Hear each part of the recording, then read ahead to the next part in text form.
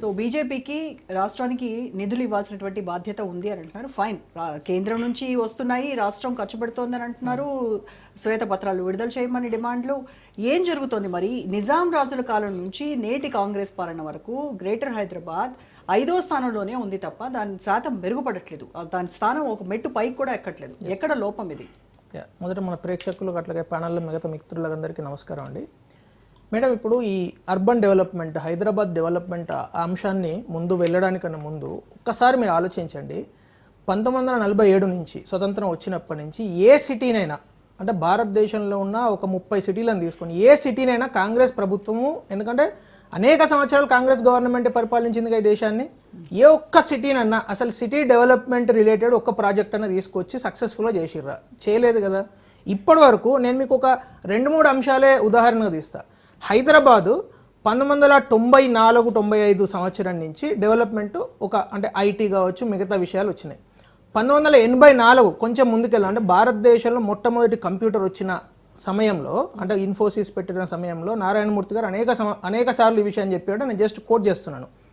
రాజీవ్ గాంధీ గారు అప్పుడు ప్రధానమంత్రిగా ఉండే 1984 నుంచి 89 వరకు అద్భుతమైన, అంటే బ్రూటల్ మెజారిటీ వాళ్ళకు ఉండే, అంటే అటు లోక్సభలో కావచ్చు, రాజ్యసభలో కావచ్చు, అద్భుతంగా పరిపాలన చేసి డెవలప్మెంట్ అద్భుతంగా చేసుకోవాల్సిన అక్కర ఉన్న సమయంలో ఈ దేశాన్ని డైరెక్ట్గా తీసుకెళ్ళిన బ్యాంక్రప్ట్ స్టేజ్కి తీసుకెళ్ళండి. అంటే 5 సంవత్సరాలలో 1989, 90, 91లో మనకు తెలుసు భారతదేశము అప్పుడు గోల్డ్ను కూడా, అంటే బంగారాన్ని కుదబెట్టి పైసలు తీసుకొచ్చిన పరిస్థితి. ఇప్పుడు ఆ గోల్డ్ను వాపస్ తీసుకురావడం జరుగుతున్నది.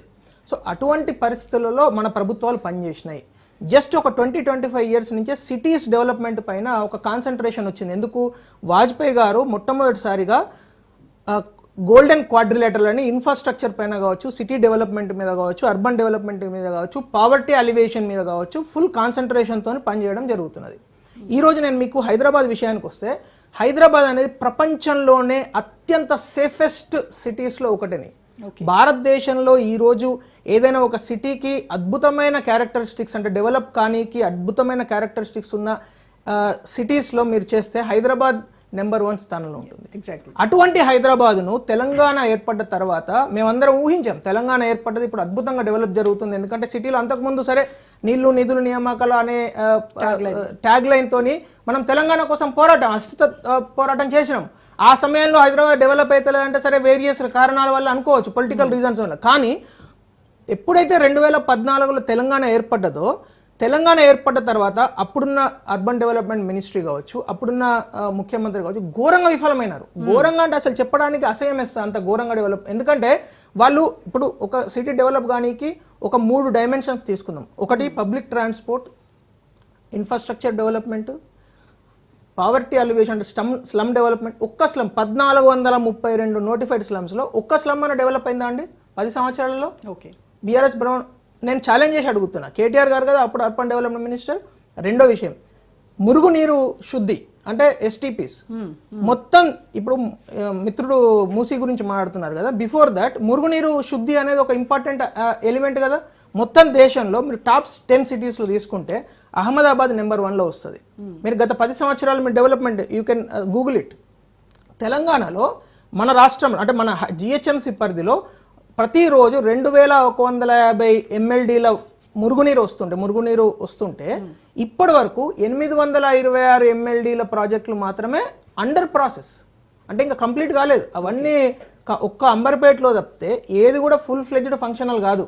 అంత ఘోరంగా 10 సంవత్సరాల పరిపాలన చేశారు. ఏమైనా వాళ్ళ బ్రాండ్లు, వాళ్ళ ఫోటోలు, వాళ్ళ పెద్ద పెద్ద హోర్డింగ్లు తప్పిస్తే ఈ 10 సంవత్సరాల్లో బీఆర్ఎస్ ప్రభుత్వం చాలా దారుణంగా విఫలమైంది. Coming back to Congress government, 1 year అవుతున్నది మేడం.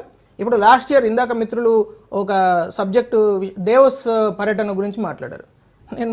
నేను నవ్వాన ఏడవని అర్థమవుతలేదు. లాస్ట్ ఇయర్ 42,300 కోట్ల పెట్టుబడులు వచ్చినాయండి అని రేవంత్ రెడ్డి గారు ఒక పెద్ద పెద్ద కంపెనీల పేర్లు, గోడీ ఇండియా ప్రైవేట్ లిమిటెడ్, దాని మొత్తం నెట్వర్తే 130 కోట్లు, కానీ వాళ్ళు 8,000 కోట్లు పెడతామని ఎంఓయూ చేశారు. 2 వెబ్ వర్క్స్, ఆ మొత్తం కంపెనీ యొక్క టర్నోవర్ 80 కోట్లు, అది 5,200 కోట్లు పెడతా అని చెప్పారు. జేఎస్డబ్ల్యూ 9,000 కోట్లు పెడతా అని చెప్పారు.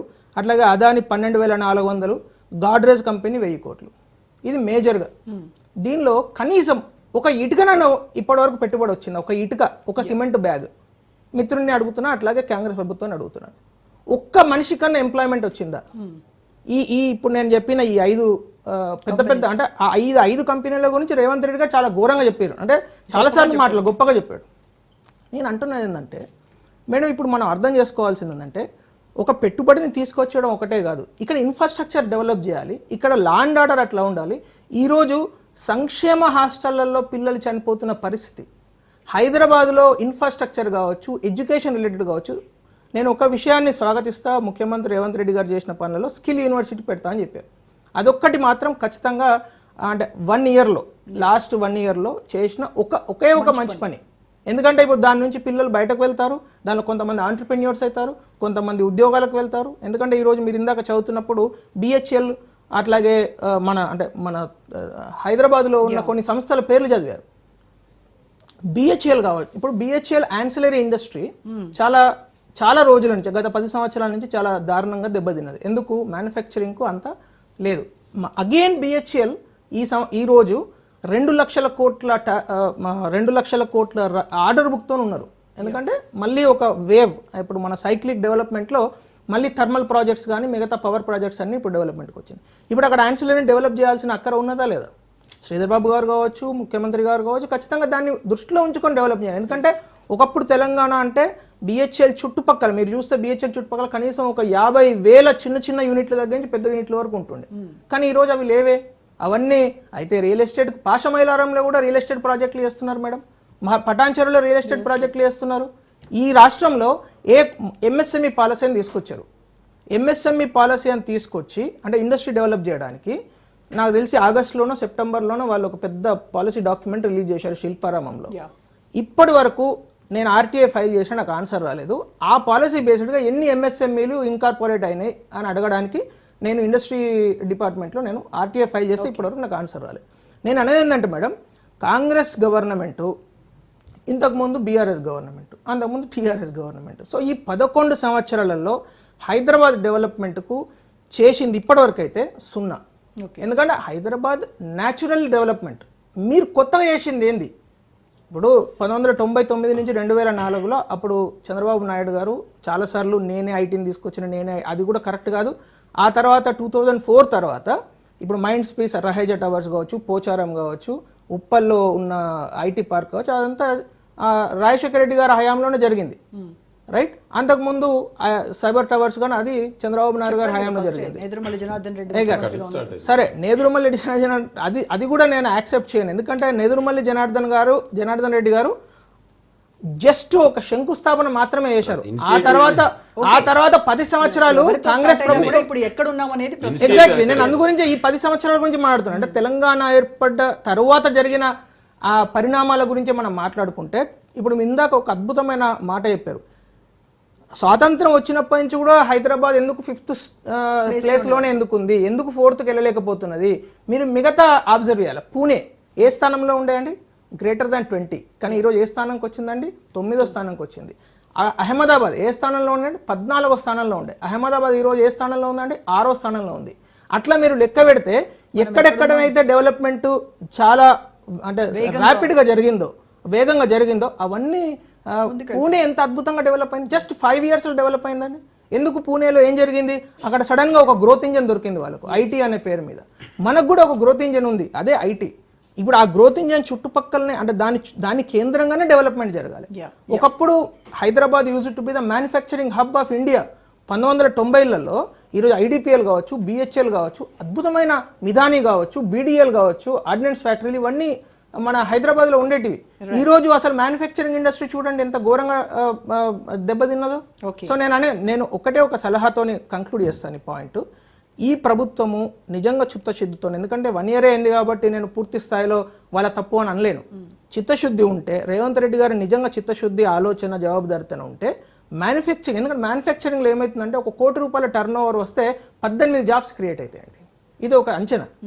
సో అదే మీద ITలో 10 కోట్లు వచ్చినా కూడా 2 jobs క్రియేట్ కాదు. సో నేను అనే పాయింట్ ఏంటంటే మ్యానుఫ్యాక్చరింగ్ ఇండస్ట్రీని ఫోకస్ చేయడము చాలా కీలకము. ఎందుకంటే Hyderabad cannot sustain this population without creating employment. Yes so అందు గురించే నా సలహా కావచ్చు, సూచన కావచ్చు, ఒకటే ఒక పాయింట్, మ్యానుఫ్యాక్చరింగ్ ఇండస్ట్రీని ఎంత ఇన్సెంటివైజ్ చేసినా పర్వాలేదు కానీ మ్యానుఫ్యాక్చరింగ్ ఇండస్ట్రీని చాలా ర్యాపిడ్గా గ్రో చేయాలనేది నా యొక్క అభ్యర్థన.